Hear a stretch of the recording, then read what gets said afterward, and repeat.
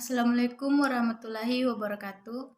Perkenalkan, nama saya Nur Lutfia dari kelas PJKRC dengan NIM 200301501026. Di sini saya akan menjelaskan materi tentang tahap-tahap belajar motorik.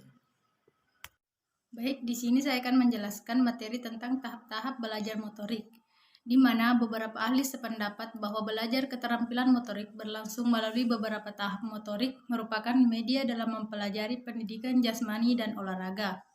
Oleh karena itu, tahap-tahap yang belajar yang dilakukan adalah sama dengan orang belajar keterampilan yang lain. Rob pada tahun 1972 membagi tahap belajar motorik dalam beberapa tahap, yaitu yang pertama pembentukan rencana, yang kedua tahap latihan, yang ketiga tahap pelaksanaan, dan Smith pada tahun 1988 mengutip pendapat Fitz dan Foster yang menyatakan bahwa belajar keterampilan motorik berlangsung melalui beberapa fase, yaitu yang pertama fase kognitif, yang kedua fase fiksasi atau asosiasi, dan yang ketiga fase otomatisasi.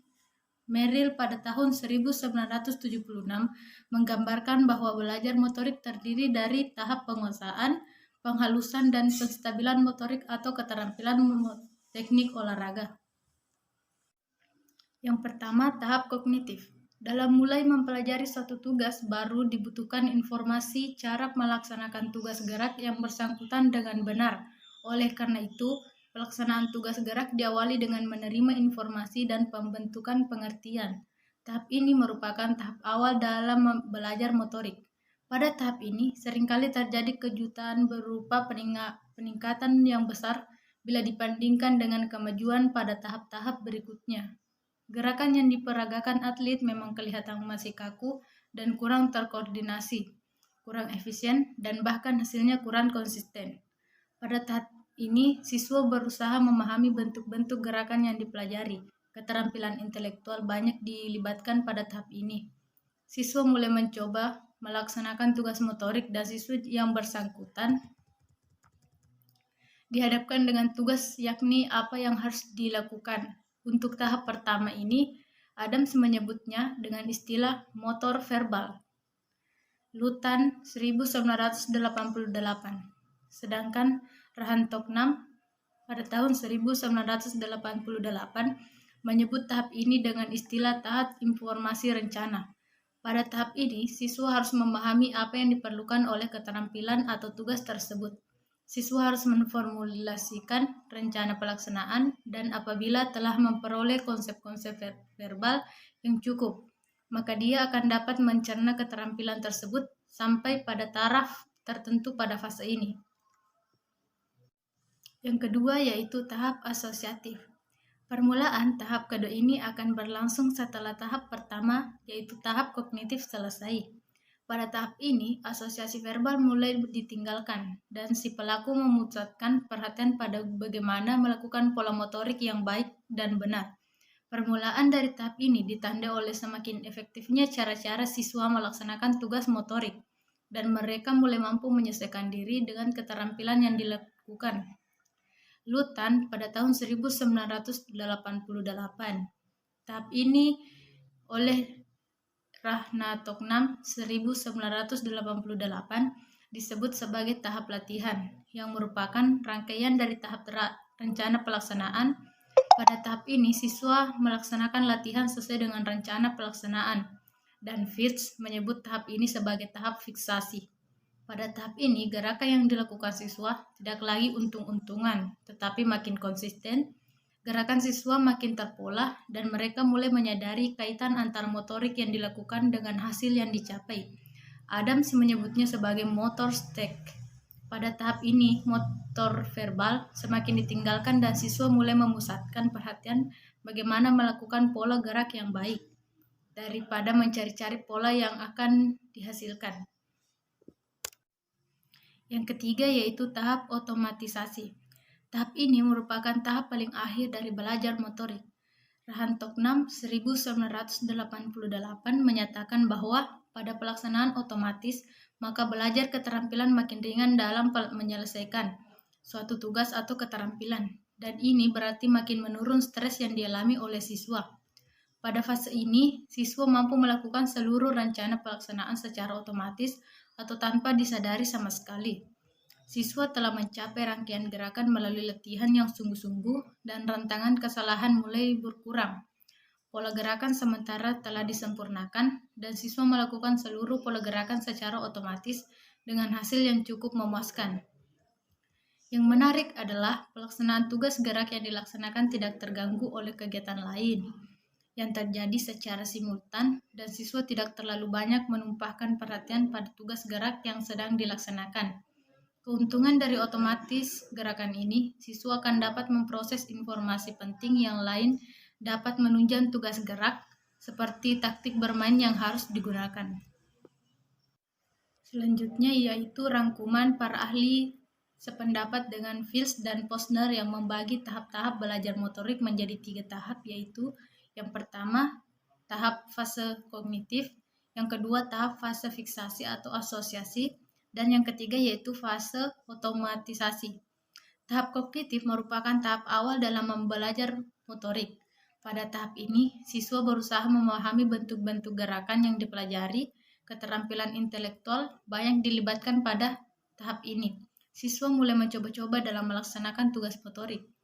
Kemudian, tahap asosiatif adalah tahap kedua dalam belajar motorik. Pada tahap ini, asosiasi verbal mulai ditinggalkan dan si pelaku memusatkan perhatian pada bagaimana melakukan pola motorik yang baik dan benar. Permulaan dari tahap ini ditandai oleh semakin efektifnya cara-cara siswa melaksanakan tugas motorik, dan mereka mulai mampu menyesuaikan diri dengan keterampilan yang mereka lakukan. Dan yang terakhir yaitu tahap otomatisasi, merupakan tahap paling akhir dari belajar motorik.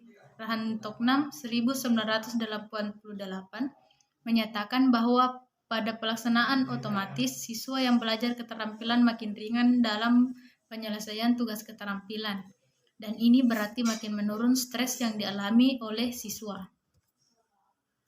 Selanjutnya kita masuk pada teori belajar motorik, di mana terdapat 2 teori belajar yang secara khusus membahas tentang mekanisme belajar keterampilan motorik, yaitu yang pertama, teori yang dikembangkan oleh Adams yang disebut teori Adams atau teori jalur tertutup, closed loop theory. Dan yang kedua, teori skema teori yang dikembangkan oleh Schmidt pada tahun 1988. Yang pertama yaitu teori Adams. Adam pada tahun 1971 mengembangkan teori belajar motorik yang disebut dengan teori jalur tertutup. Teori ini menyatakan bahwa proses belajar motorik berlangsung pada jalur tertutup. Maksudnya, umpan balik dari anggota badan yang terus-menerus selama latihan merupakan sumber koreksi utama untuk kebenaran suatu gerakan. Dengan kata lain, dapat dijelaskan apabila seseorang melakukan suatu gerakan, maka akan menghasilkan umpan balik intrinsik yang berguna untuk mengarahkan gerak anggota badan dan penggunaan waktu yang tepat. Untuk memperoleh gerakan yang tepat, peranan jejak persepsi atau perceptual trace merupakan faktor yang paling menentukan. Ini berarti setiap kali orang mencoba, maka makin kuat jejak perseptual yang dimiliki, dan kemungkinan kesalahan makin kecil. Pengarahan gerak ke arah sasaran yang dikehendaki dapat menghasilkan perubahan karena adanya umpan balik yang terjadi secara terus-menerus sehingga meninggalkan jejak perseptual. Kesalahan gerak yang terjadi selama latihan memiliki efek yang negatif. Hal ini disebabkan jika terjadi suatu kesalahan gerak, maka umpan balik yang diperoleh akan berbeda dengan gerakan yang benar. Karena kondisi tersebut, jejak perseptual mengambil alih sebagai pengontrol terhadap gerak yang terjadi. Dengan mengontrol yang dilakukan jejak perseptual, maka mengakibatkan gerak yang dilakukan dapat sampai pada target yang diinginkan. Menurut Adams 1971, pengetahuan tentang hasil bukan merupakan alat untuk penguatan, tetapi hanya merupakan hadiah. Hal ini disebabkan siswa bukan penerima hadiah secara pasif, tetapi secara aktif siswa terlibat, baik secara verbal maupun memprediksi tugas yang dipelajari. Jadi, pengetahuan tentang hasil hanya merupakan informasi yang dapat membantu memecahkan masalah. Seseorang pada saat melakukan gerakan juga mampu mendeteksi kesalahan. umpan balik intrinsik yang diterima dibandingkan dengan jejak persepsi. Perbedaan kedua hal tersebut merupakan kesalahan yang ditanggapi. Dengan cara ini, terjadilah penguatan subjektif untuk membentuk gerakan menuju suatu target, tanpa menggunakan pengetahuan tentang hasil. Walaupun demikian, kesalahan yang terjadi secara terus-menerus pada saat latihan sangat membahayakan karena ada keterkaitan antara koreksi dan jejak persepsi. Selanjutnya, yang kedua yaitu teori skema ataupun skema teori. Schmidt pada tahun 1988 telah mengembangkan teori skema yang memiliki konsep dasar bahwa proses belajar motorik berlangsung pada jalur terbuka, tetapi tetap mengakui adanya proses kontrol jalur tertutup teori Adams. Beberapa teori Adams yang masih relevan dengan teori skema antara lain penekanan pada penguatan subjektif, berlaku juga pada gerak lambat, perlunya memori untuk memproduksi dan mengevaluasi gerakan. Dua kondisi memori yang dimiliki teori skema yaitu yang pertama memori ingatan, bertanggung jawab untuk memproduksi gerakan, dan yang kedua memori pengenalan, bertanggung jawab untuk mengevaluasi respon. Memori ingatan terlibat dalam program-program motorik dan membawa sebagai parameter untuk gerakan. Sistem sensori pengenalan mampu mengevaluasi respons yang diproduksi berdasarkan umpan balik setelah gerakan dilakukan. Dalam proses belajar keterampilan motorik, Schmidt pada tahun 1988 menjelaskan, setelah suatu gerakan dilakukan, maka secara singkat individu akan menyimpan 4 hal yaitu, yang pertama, kondisi awal misalnya posisi tubuh, perpindahan titik berat badan, dan sebagainya yang ada sebelum gerakan. Yang kedua, parameter-parameter yang diberikan untuk program motorik umum telah disimpan.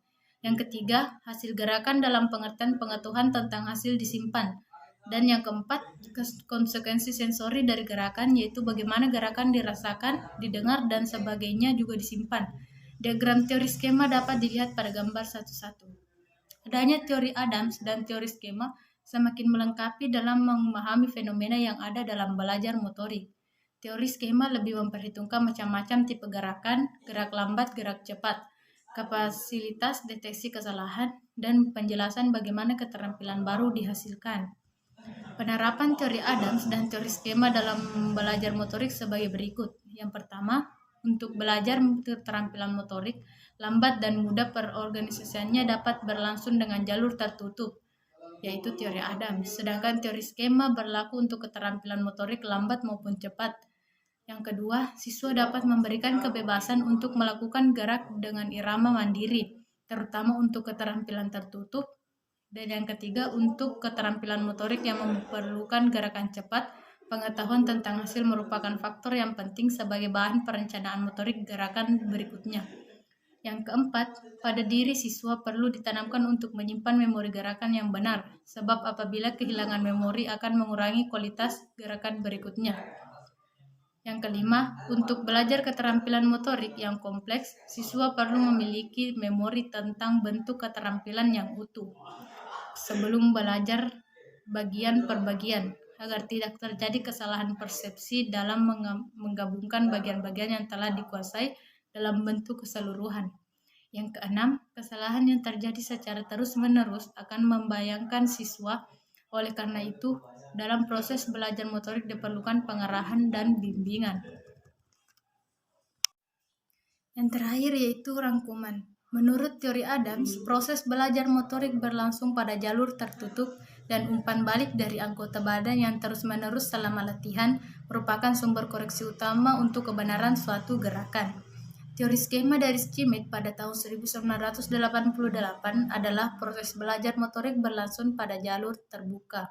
Teori skema memiliki dua kondisi memori, yaitu yang pertama memori ingatan, bertanggung jawab untuk memproduksi gerakan, dan yang kedua memori pengenalan yang bertanggung jawab untuk mengevaluasi respon. Mungkin sekian yang dapat saya jelaskan tentang tahap-tahap belajar motorik dan teori belajar motorik. Wassalamualaikum warahmatullahi wabarakatuh.